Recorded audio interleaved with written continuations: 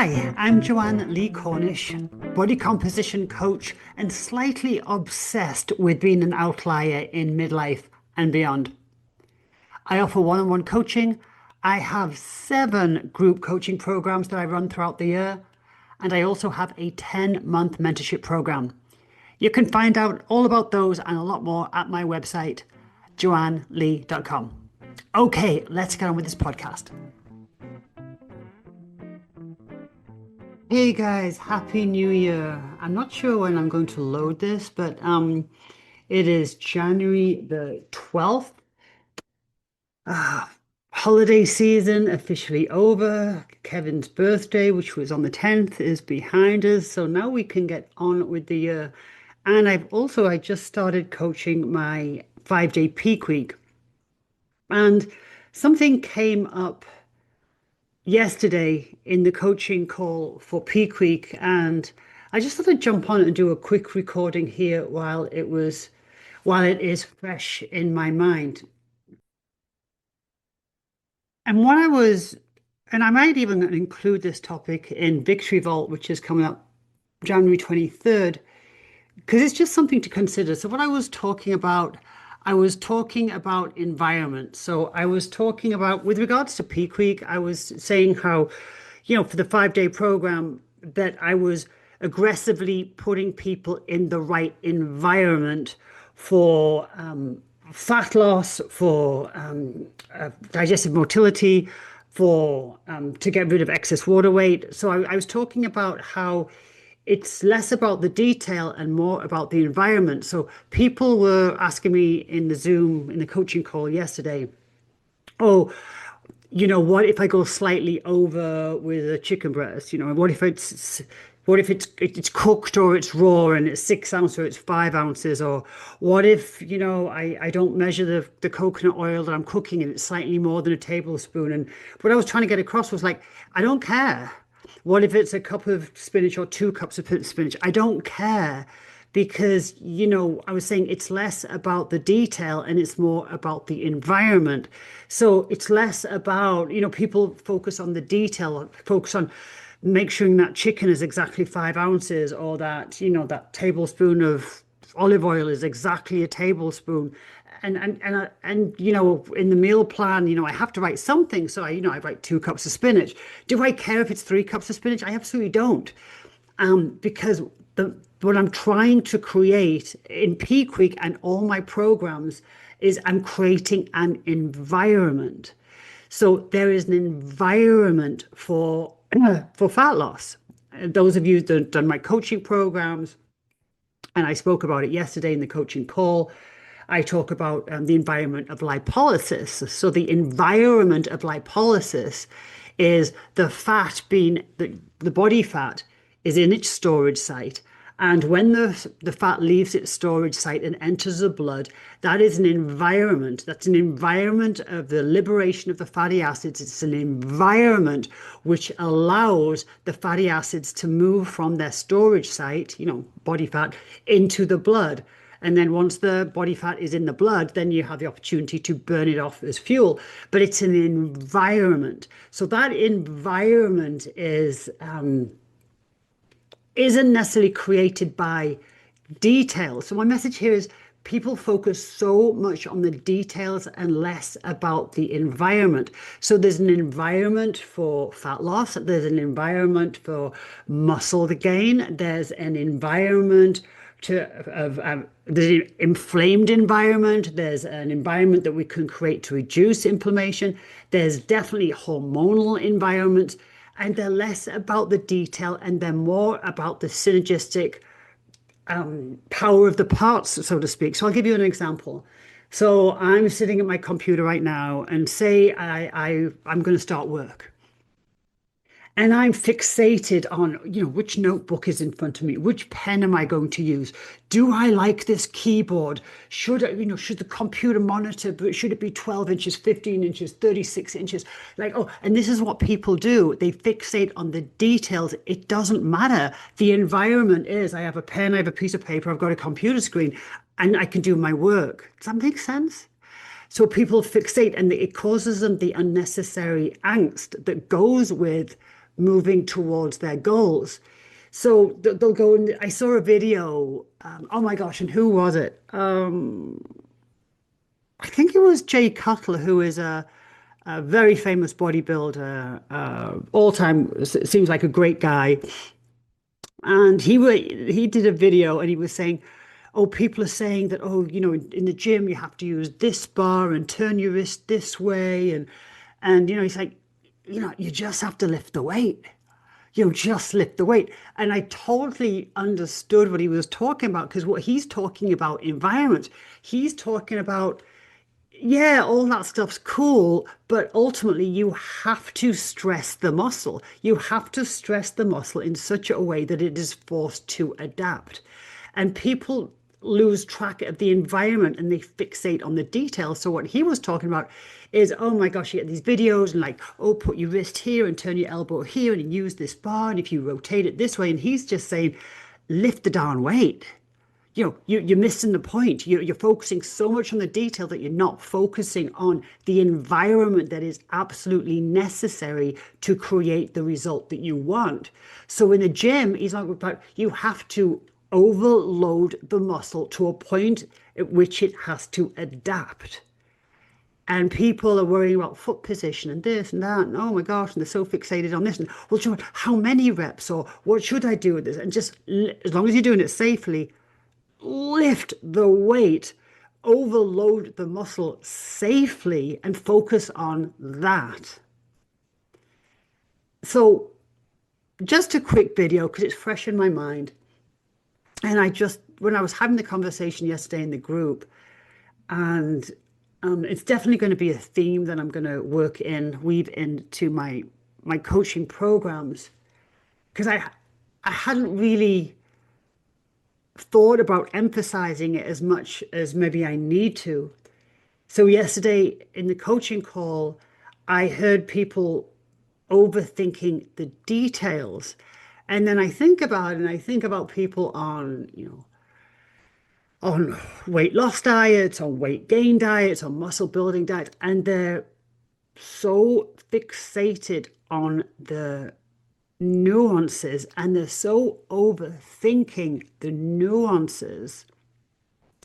So somebody said yesterday, oh, Joanne, can I use, what was it? Can I use shrimp and instead of chicken or something? And then somebody said, well, can I use, you've got in the meal plan, you've got, I think it was peanut butter. They said, can I have macadamias instead? Can I have, like, it's just got to be a fat. We're overthinking the details here. It's a fat, or I just need to get to the protein grams because we're creating an environment. Does that make sense? I hope I'm saying this well. I didn't script this at all. So, for a fat loss environment, we need to be in a low insulin state. And to lose fat and maintain muscle, we have to be in a low insulin state, high protein environment, with overloading muscles to the point that they have to adapt. These are environments. And if we think about environments not an exclusion of the details, but if we put the environment first, you've got a lot more wiggle room. You're not constrained by fixating on exact things.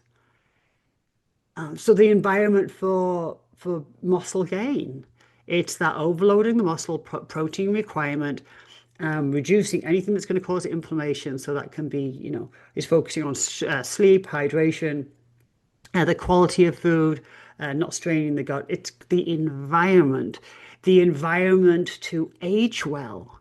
Well, inflammation is such a part of aging that we want to try and minimize that. So anything that's creating inflammation, we need to minimize. So it's the environment, not the details. So what I saw yesterday in my group, I saw people that were, and it was great, highly motivated. What a wonderful group I'm coaching this week. Really, really wonderful group I'm coaching this week. And their questions were very valid. But I know what I'm going to try and get across in this week of coaching with them is when you create the right environment, you have a lot of wiggle room. So you have a lot of wiggle room if you just focus on the state you're trying to create. So the state I'm trying to create for peak week is, and so peak week, what I'm doing here, it's too late to join because we've started. Uh,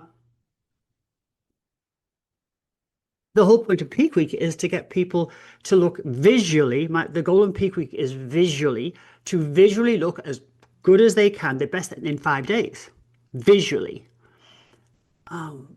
So to do that, I'm focusing on aggressively, because I've only got 5 days, aggressively putting somebody in the right environment for fat loss. And like I said, aggressively. If I had, a month, I might do it slightly different. But for 5 days, they are thrown into the right environment for weight loss. So a low insulin state, the carbs are gone, the protein's high, they're in a calorie deficit. I've created the right environment. But do I care if they have 2 or 3 cups of spinach? Do I care if their chicken is 2 ounces over? No, I don't care because I put them right in the right environment. So I don't know, consider anything you're trying to achieve right now. And if there is something you really want to achieve for this year, I would really highly recommend you come into the Victory Vault, which starts January 26th. Anything that you're trying to achieve, are you focusing, is there a level of anxiety because you're focusing too much on the details and less about the overall environment? So again, the example I'm using here, just because I'm sitting at my computer, if I need to work, am I going to sit here for the first 30 minutes and consider like the what font am I going to use on this? Or is what font, what size is it? What size my computer screen? Is this keyboard good enough? What about this pen? Or am I just going to sit here and do some work? The environment being I have a computer, I've got a pen, I've got a piece of paper. We can waste so much time and we can cause so much stress by focusing on every itty bitty detail that we don't actually get started. So, what are you trying to achieve for 2026? What is it? Is it a body composition goal? Doesn't have to be. Is if it's a work goal, then are you focusing too much on that? I mean, one thing I'm doing for 2026, and I'm going to share this in my coaching for Victory Vault. And what I'm going to ask my people in Victory Vault to do is the Victory Vault program is 2 weeks. It's only 2 weeks. It's five coaching calls, and I want them to pick three things that they are going to they will commit to do for 2 weeks. Tiny little things. So my one of my things is, first thing in the morning, I'm not gonna look at my phone. I get up at 4 o'clock in the morning or earlier. This morning was 3:30. There's no need for me to look at my phone. There's nothing that needs to be responded to, and I'm not going to sit on the couch. So quite often, well, usually, I don't know how I got into this routine, but I'll make my coffee, I'll sit down, and I'll look at my phone, check through emails, and I'll sit on the couch, and I'll usually have two cups of coffee, and then I'll get going. Well, that could be 45 minutes. And, so my few little things are I'm not going to look at my phone. I'm not going to sit on the couch. That one thing, not sitting on the couch, is I've already been doing it a couple of weeks. I started this before the new year. But you see what I'm doing? I'm creating the right environment. I'm changing the environment. And, I'm getting an extra 45 minutes work done in the morning by not checking my phone, making my coffee, and coming and sitting straight down at my desk and doing some work, focusing less on the details and just creating the right environment. So in the Victory Vault, I'm asking people to pick three things. So there's two of my things. Two of my things are not looking at my phone in the morning and until at least 6 o'clock, and not sitting on the couch. I've got one more thing I need to decide on. before Victory Vault starts. I'm not sure what that's going to be. But small things which are incredibly productive are a day changer for me, honestly. And I'm going to ask the people in Victory Vault to think of three things and just commit to them for the 2 weeks. I'm not asking them to commit to them forever, just for the 2 weeks. Because the chances are, if they do them for 2 weeks, the chances are they're probably going to continue with them. So if that's something that you're interested, then definitely check out the Victory Vault. And then I also want to share in this podcast, again, something that came up in the Peak Week coaching call yesterday, and it's regarding. So I just mentioned lipolysis, and those of that you know me, you're rolling your eyes because I talk about this so much, and I've been talking about it for 30 years. Um, Half of the group yesterday, this was kind of new to them. So again, I brought up lipolysis with regards to the weight loss medications. So lipolysis is when stored body fat, it's stored in fat cells, adipose tissues, fat cells. And in order to lose weight, we have to get the fat out of its storage site and into the blood. And that movement of the fatty acids from storage site to blood is called lipolysis. And it is an environment. So we are either in lipolysis or we are not in lipolysis. So we are either in the environment that allows for the fat to move from its storage site in the blood, or we're not. And all my coaching is about creating the right environment. So because we can be in lipolysis 24/7. Most people, are never in lipolysis, never ever in lipolysis. And what I was saying is what the GLP-1 medications are doing, just the GLP-1s, the weight loss medications, they are creating the environment of lipolysis. So they're creating this environment by and GLP-1s I'm talking about here, they're slowing stomach emptying. Well, if you can slow stomach emptying, the reaction of that food is somewhat muted. So the insulin response of that food is somewhat muted when the stomach emptying is slowed.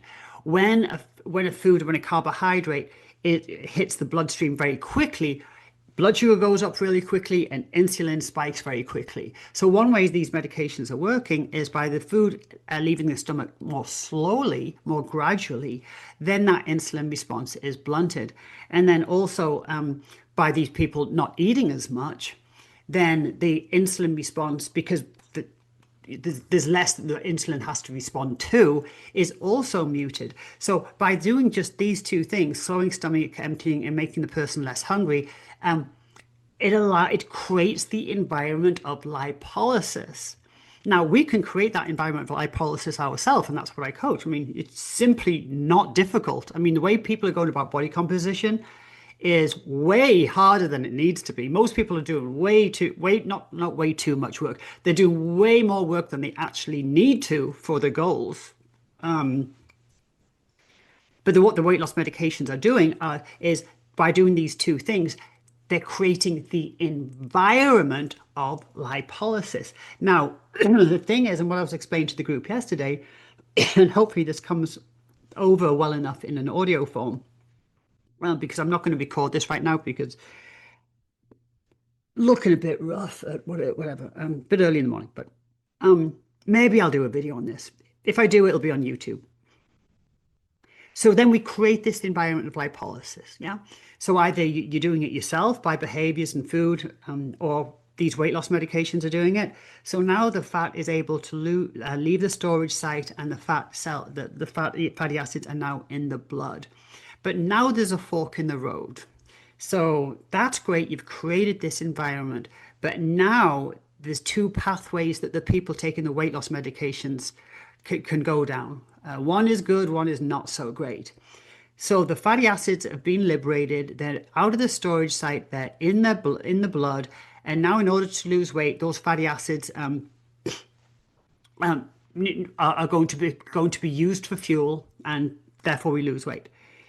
Now, the one pathway is with movement. So we've created this environment, and now we have this. The adjunct environment is, hey, this person's moving, they're exercising, the muscles are being overloaded and being forced to adapt. Yeah. The other fork in the road is we've still created this environment, and there's no movement going on. There's no exercise going on. There's a deficit going on because this person's not hungry. They're not eating very much. They're eating less. So they'll get this weight loss going on. But there's the fork in the road. So one, they've created the environment, and one, they've added exercise to it. The muscles are being overloaded. They're forcing the muscles to adapt. And also, ideally, this person is getting in their protein requirement. So that is one pathway that goes from the environment of lipolysis. The other pathway, and I would argue the pathway that most people are going down, is they're in a calorie deficit. They're not eating very much. So those new released fatty acids will be used as fuel because the person's in a deficit. So those fatty acids that they were in your body as stored body fat, now they're in the blood. But to totally get rid of them, they have to be burnt off as fuel. Well, if you're in a calorie deficit, they will be used as fuel. And these people, because they're not eating as much, or then they will be used as fuel. So that's all great. But they haven't got the movement component. And that changes the overall result. The result with the first person, they've created the environment of lipolysis, and they're using exercise to create the environment of muscle stimulation, and they've got a protein requirement. Then their result will be maintained muscle. And what that also means, because of the movement, they are going to protect their metabolic rate. So their metabolic rate is the number of calories that they're burning per day. And with movement and exercise and muscle, that metabolic rate can stay, you can protect it. You can protect it. So you've the same environment, but you're protecting your metabolic rate through movement, exercise, and the preservation of muscle.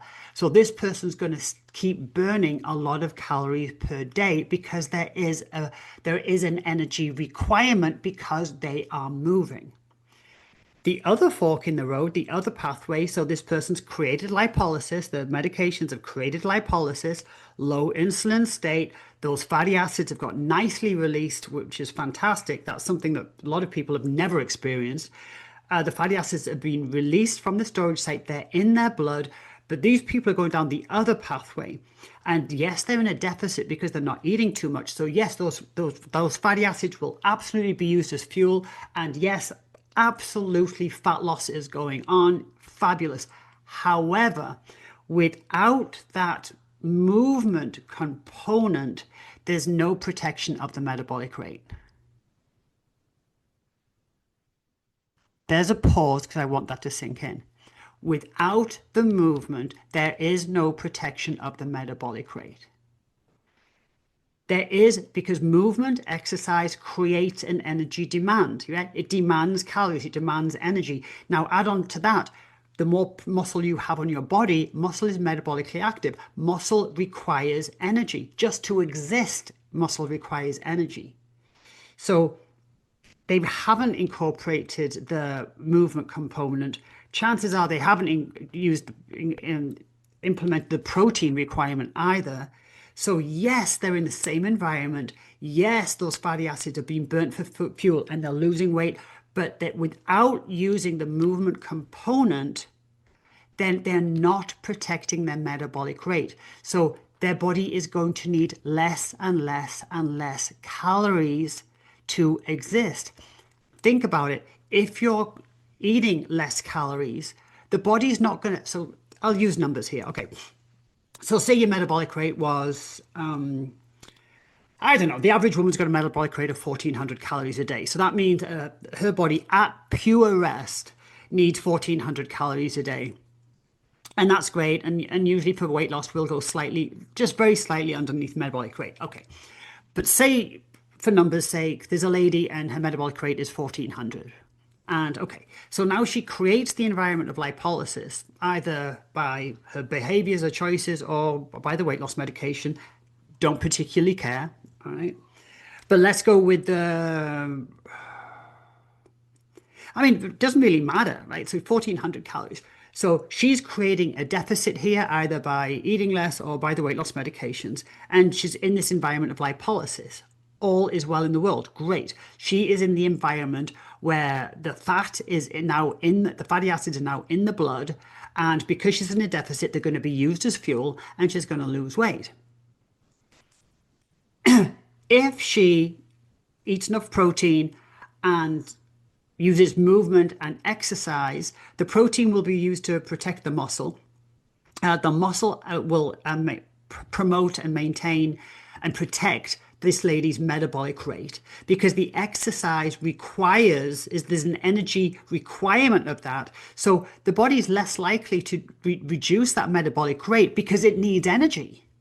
It needs energy, so it's burning energy, so the metabolic rate is going to be protected. Now compare that now to the same lady, metabolic rate of 1400, but now she's eating in way in a deficit. Maybe the weight loss medications, maybe she's eating, maybe she's eating 1,000 calories a day. Maybe it's even less than 1,000 calories a day. Well, why would the body keep burning 1,400 calories a day? It's not going to do that. If it doesn't need 1,400 calories a day, if this person's consuming far less than 1,400 calories a day, why would the body keep burning 1,400 calories a day? It's not going to do that. Why would it do that? If it's not getting those calories in, it's just going to downshift, right? So maybe it's going to downshift closer to match the calories getting in because there's nothing there to protect the metabolic rate. Is this making sense? There's nothing there that requires the metabolic rate to stay higher. This person's not eating protein, they're not exercising, there's no movement component. So there's no energy demand, and there's no energy demand of movement, there's no energy demand of muscle. This person's in a constant state of pretty severe restriction. The metabolic rate is going to downshift. Now, downstream, what does that mean? So we can talk about two people created the same environment but took different paths at that fork in the road, and they're going to have a completely different experience. Both of them created the environment of lipolysis, which I coach. Not that difficult to do. Both of them created that environment. One was coached and understood the importance, the necessity of protein and a movement component and muscle protection component. The other did not. And what I did emphasize yesterday in the coaching call is I'm not blaming anybody here. I'm not pointing fingers at all, because why would somebody know this? Nobody's taught them this. Nobody's explained this, and I'm doing it pretty rushed. But so I'm not pointing any fingers at all here, because why would anybody understand this? But now you do a little bit. Now let's talk about this person that took the other path in the road and their metabolic rate is not protected. It is definitely going to downshift. Well, what's that going to result? That's going to result in their results are going to stall. The weight loss is going to stall. It's going to get slower and slower because, if your metabolic rate is less, then obviously the weight loss is going to slow down. The body's going to stall. The weight loss medications are going to stop working. I'm not trying to put fear into this, but what about the rebound because now the body's, say you had a metabolic rate of 1,400, now maybe you've got a metabolic rate of 900, which I have seen numerous times. And crazily enough, I used to see those sort of metabolic rates in, for one, chronic dieters, but also fitness competitors. And hey ho, you want to talk about rebound? So now they can't even go back to eating the way they used to eat because that's too much, because they're not even burning anywhere close to that many calories a day. So the scenarios are very different with two people creating the same environment initially, but their choices after creating that environment create a completely different outcome. So we can't blame, with regard to weight loss medications, we can't blame the weight loss medications. They just created the environment. What we do with that environment is personal responsibility, and honestly, it's education and what you know. So when I say personal responsibility, I feel like I'm blaming people here. It sounds like I'm blaming people, and I'm not, because why, why, why would people understand this when we've never been taught this? I'm going to hazard a guess. Nobody taught you about metabolic rate. Nobody taught you about metabolism. Nobody taught you what metabolism is a function of. Nobody told you it's a function of of muscle. It's a function of NEAT, non-exercise thermogenesis. Nobody said it was a function of thermic effect of food. I mean, right now, most of you don't even know what I'm talking about. And that is exactly my point. Like, nobody taught you about metabolism, what it's comprised of. Nobody told you how muscle affects your metabolic rate. Nobody told you that how the metabolic rate can downshift and how that usually happens between week 4 and week 6. Nobody told you that. So why would you know? So when I say that the not great result that most people are going to experience is a matter of personal responsibility, which it is, but also, you know, also understanding that lack of personal responsibility just comes from the lack of education, which is not their fault. Nobody taught them this. Why would they know to even go into ChatGPT and say, you know, what is basal metabolic rate? What comprises metabolic rate? You can have all the information at your fingertips, but you have to know the right questions to ask. So to go full circle on this podcast, I was talking about environments and how people are so fixated on the nuances and the details, and they have less of an understanding about whatever goal you have. And I'm talking body composition here now, but whatever goal you have, whether it's, a relationship goal, whether it's a working goal, whether it's a hobby goal, whether it's a body composition goal, it's all about creating the right environment.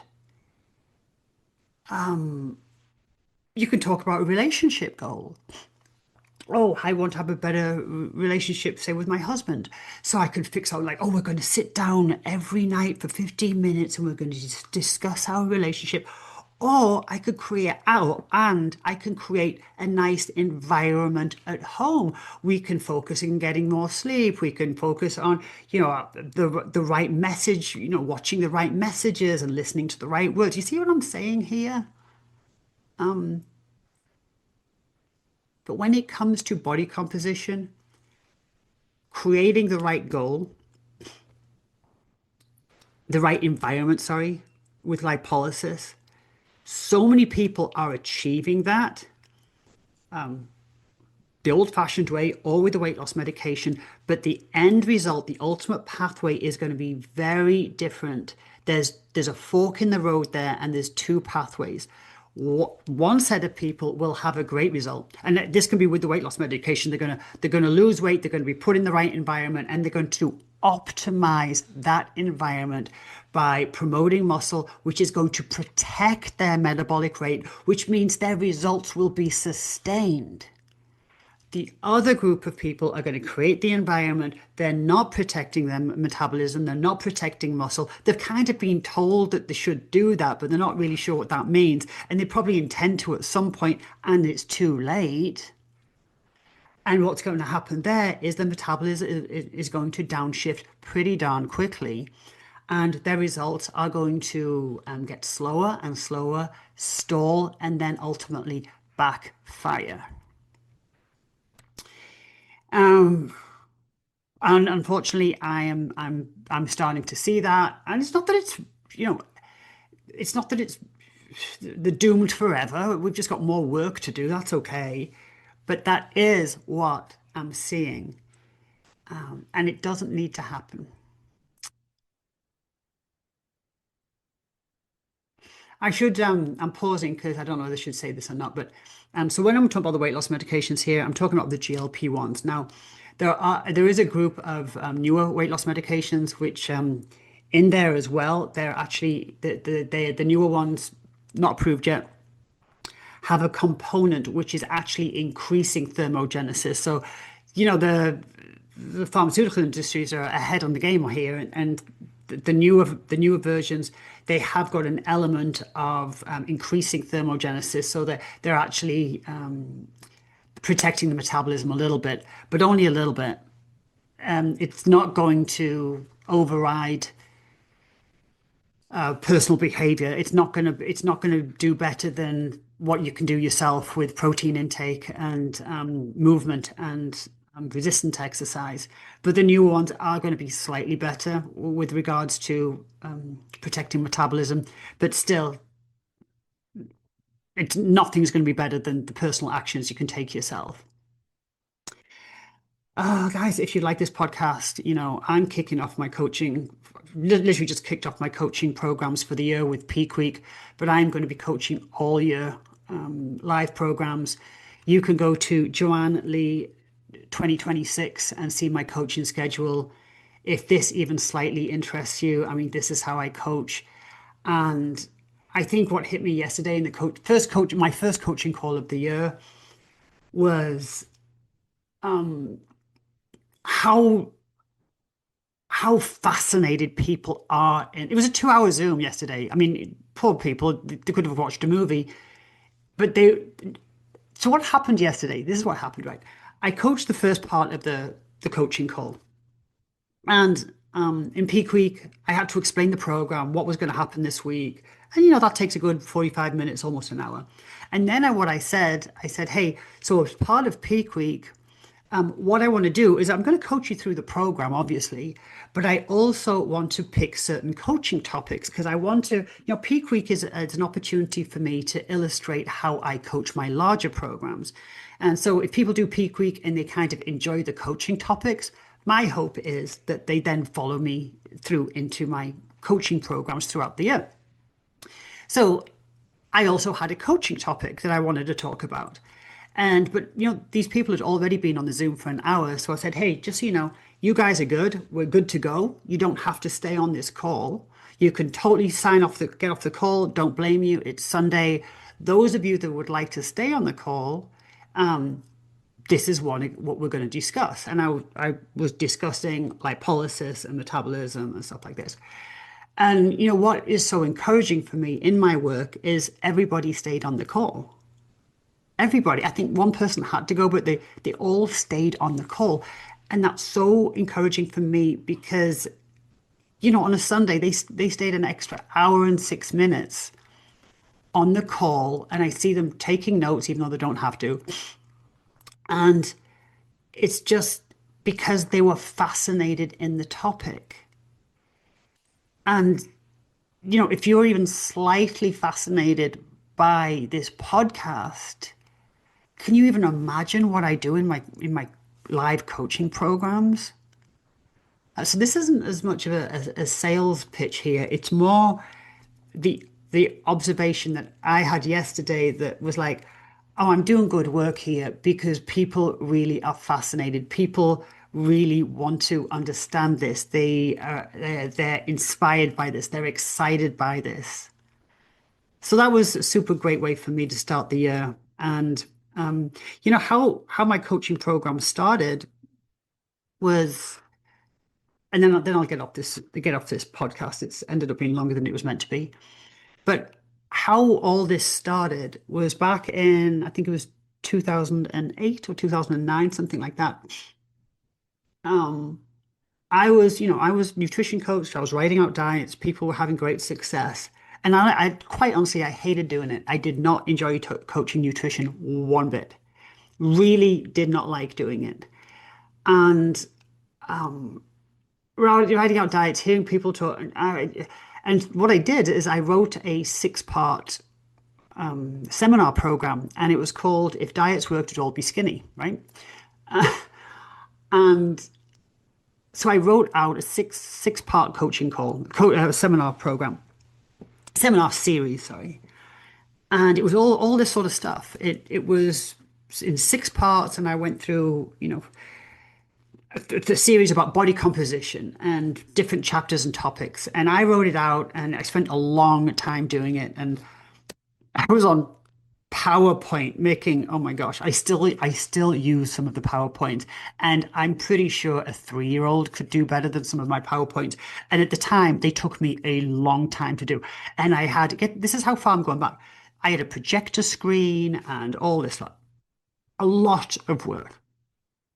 And so I do my first presentation, and it was 4 people turned up. It was 3 or 4 people turned up. I had this whole room with chairs, whole room, and like 3 or 4 people showed up, and they were my friends. I remember I was like, "Thank you so much for coming." So they just came to support me, and I was like, "Oh wow, okay." And I think somebody put a Yelp review or something like that. I don't know, or they told, but so anyway, I'm committed. I've got 6 seminars to do, right? And what I said I would do is there was going to be 6 presentations, and I was going to repeat each one. So I did. I think I did the first one on a Saturday, and then I was going to repeat it on a Tuesday night. So people that couldn't make Saturday, they had an opportunity to come on the Tuesday night. So I repeated the first presentation on the Tuesday night, and the room's kind of half full. I'm like, oh, okay. So then I get to this presentation number 2 on the Saturday, and the room's pretty full.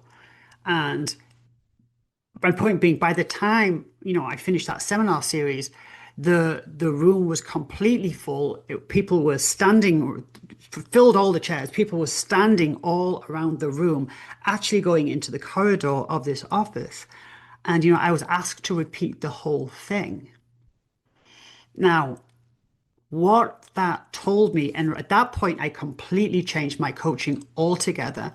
And if anybody comes to me and asks for a diet, I've never done it since that point, because it's an absolute waste of my time, and honestly, kind of theirs as well.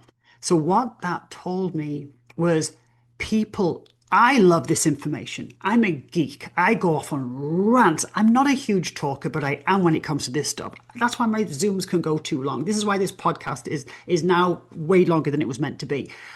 Because I'm a geek when it comes to this stuff. This stuff is absolutely fascinating to me. It's like joining the dots. It's awesome. This does this and this, and absolutely. But at that point, I didn't think that other people were interested. I didn't think my clients, they came to see me. I didn't want to, quote unquote, waste their time talking about this stuff. I just thought it was me. Well, after that seminar series back in, I don't know, 2008, 2009, something like that, I realized that people were absolutely fascinated. And then from that point on, from my coaching, people had to commit to a certain amount of time with me, and I coached them in body composition. I did not just write them out a diet. They had to sit with me and be coached in body composition. Otherwise, I did not work with them. Now, at that point, my work became more fun. At that point, I'm super inspired. I'm going way over the hour with every client, don't even care. But now my work is productive. The diets I'm writing are the same, but now I'm backing it up with the coaching. And now my clients are getting like awesome results. And now they're bringing in their kids, they're bringing in their boss, they're bringing in their spouse. A couple of them even brought their doctors to see me, which was super intimidating. But what that taught me was that people absolutely do want to know. Now, some people don't. Some people absolutely don't. And there's some clients that I haven't had. Some people approach me and they just said, "Oh, I don't need this. Just tell me what to do." I'm not the coach. I'm absolutely not that coach. If you just want to be, just give me the diet. Just tell me what to do and I'll do it. I am not your coach. And believe me, there is a million coaches that will take that client because it's super easy to take their money. I have absolutely no interest because that's soul destroying for me.